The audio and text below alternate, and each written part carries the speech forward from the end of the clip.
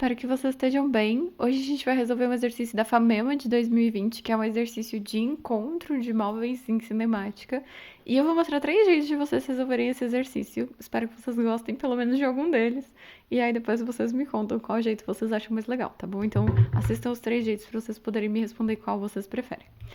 Então, essa questão fala que dentro do ônibus, que ainda fazia manobras para estacionar no ponto de parada, o rapaz, atrasado para o encontro com a namorada, a vê indo embora pela calçada. Achei que estava desconectado meu microfone, mas tá tudo bem, aparentemente. Aí ele fala que quando finalmente o ônibus para e o rapaz desce, a distância que o separa até da namorada é de 180 metros. Vou imaginando aí o carinha lá descendo do ônibus e a moça já estava indo embora, 180 metros de distância. A namorada do rapaz se movimenta com velocidade constante de 0,5 metros por segundo. O rapaz pode correr com velocidade constante de 5 metros por segundo. Então ele é 10 vezes mais rápido que ela, né? E ele quer alcançá-la. Aí ele quer saber o menor tempo, o tempo mínimo para que ele consiga alcançá-la. Então a gente pode fazer isso de 3 maneiras diferentes e aí vocês vão me dizer qual maneira vocês preferem. Vamos desenhar então o que está acontecendo, né?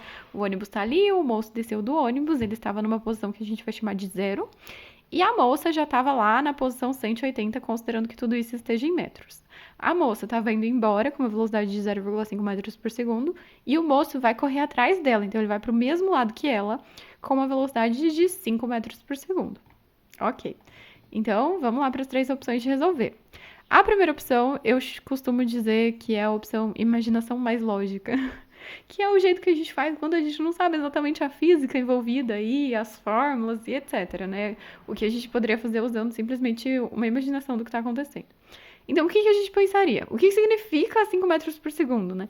Significa que a cada segundo que passar, o moço consegue andar 5 metros. E a velocidade da moça ser 0,5 metros por segundo, significa que a cada segundo que passar, a moça anda 0,5 metros.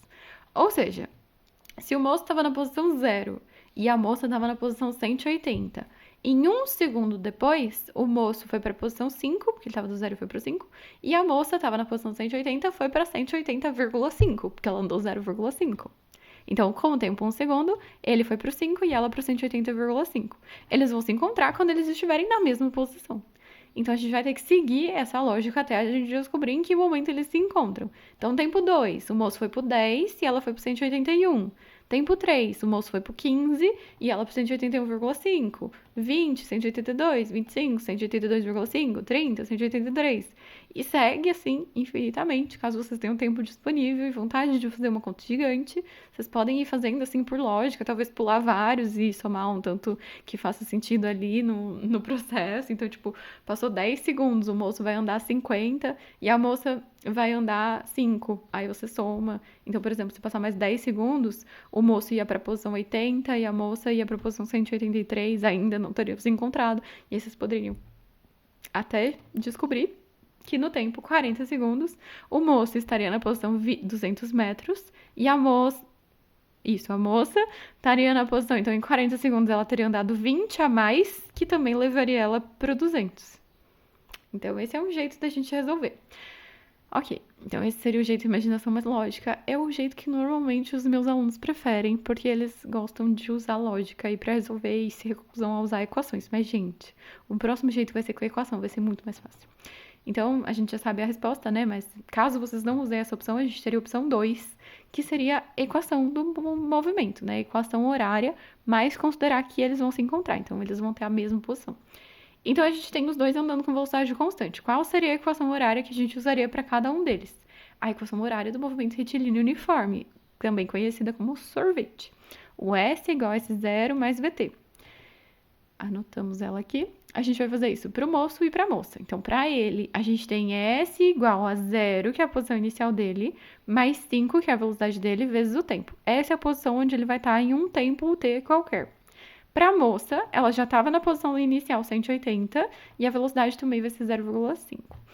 As velocidades deles são ambas positivas porque a gente adotou lá no começo que o nosso positivo era para a direita. Então, se por acaso a gente estivesse numa situação em que eles estivessem indo em sentidos opostos, o que está indo no contrário do nosso referencial positivo seria uma velocidade negativa, né? Seria algo para a gente levar em consideração aqui, talvez um pouco mais fácil do que no anterior. Enfim, não é o que acontece aqui, mas é bom alertá-los. Então, para eles se encontrarem, eles têm que estar na mesma posição ao mesmo tempo. Então, não adianta eles estarem no 180, porque a hora que o moço chegar no 180, a moça já saiu de lá.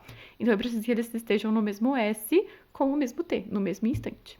Então, a gente só vai ter que igualar essas duas equações, né? Para eles se encontrarem, a posição dele tem que ser a mesma posição dela.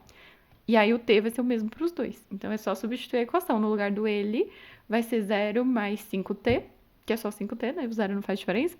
E para ela, 180 mais 0,5T. E aí eu vou ter que ir pra lá, porque senão eu vou tampar minha própria conta. Letra de um lado, número do outro. Então eu vou passar o 0,5T pra cá, subtraindo. Vai ficar 4,5T igual a 180. Passo 4,5 dividindo, igual às casas decimais e corta a vírgula. Ou multiplica em cima e embaixo por 2, eu acho mais fácil. 180 vezes 2, eu posso só deixar ele lá em cima. E 4,5 vezes 2 dá 9, porque aí eu vou simplificar o 180 com o 9, vai dar 20. Vezes 2 dá 40 segundos. Que é exatamente a resposta que a gente tinha chegado antes, gente. Eu prefiro 1 milhão de vezes desse jeito. É muito mais legal, é muito, muito mais incrível. A gente vê como as equações facilitam a nossa vida do que ficar fazendo um por um. Vocês iam ter que fazer até o 40, ia dar muito trabalho. Mas tudo bem, né? Os dois jeitos estão corretos. Vocês chegariam na resposta do mesmo jeito. E a gente ainda tem uma terceira opção. Ah, eu esqueci de trocar para 3, eu deixei 2, mas é a terceira opção, que é pensar em velocidade relativa, que é para quem tem uma imaginação já muito avançada, né? Então, como seria a ideia da velocidade relativa? A gente teria que pensar o seguinte: o moço quer chegar na posição onde está a moça. A gente imaginaria qual seria a velocidade relativa entre os dois, que basicamente seria a ideia de a moça estar parada e só o moço estar se mexendo. Então, seria no ponto de vista dele o que está acontecendo, né? Aliás, no ponto de vista dela o que está acontecendo. No ponto de vista dela, é como se ela estivesse parada. Então, qual seria a velocidade que ela vê o moço se aproximando dela? E nesse ponto de vista em que ela estivesse parada, bastaria que o moço andasse os 180 metros que separam eles, porque é como se tudo isso que está acontecendo assim fosse acontecer só aqui. Só que essa velocidade entre eles vai ser diferente porque ela também estava andando originalmente, né? Então, como é que a gente vai calcular essa velocidade relativa? Se ela tá andando a 0,5 metros por segundo e ele tá vindo a 5, é a mesma coisa que se ela estivesse parada e ele estivesse vindo a 4,5 metros por segundo. É só subtrair as duas velocidades, porque eles estavam indo no mesmo sentido. Se eles estivessem indo em sentidos opostos, eles iam se aproximar cada vez mais depressa, né? Porque as velocidades em sentidos opostos se somam, porque a hora que a gente vai fazer uma menos a outra, uma negativa, e aí fica menos com menos, que dá mais, aí soma. Faz sentido? Espero que tenha feito, porque eu falei bem rápido. Se não fez, manda nos comentários que daí eu explico com mais calma.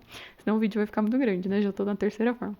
Então vamos lá. Se a gente considerar a velocidade relativa, então seria como se a moça estivesse parada. Então o moço estaria vindo com a velocidade que é a subtração entre as duas, que é 4,5 metros por segundo.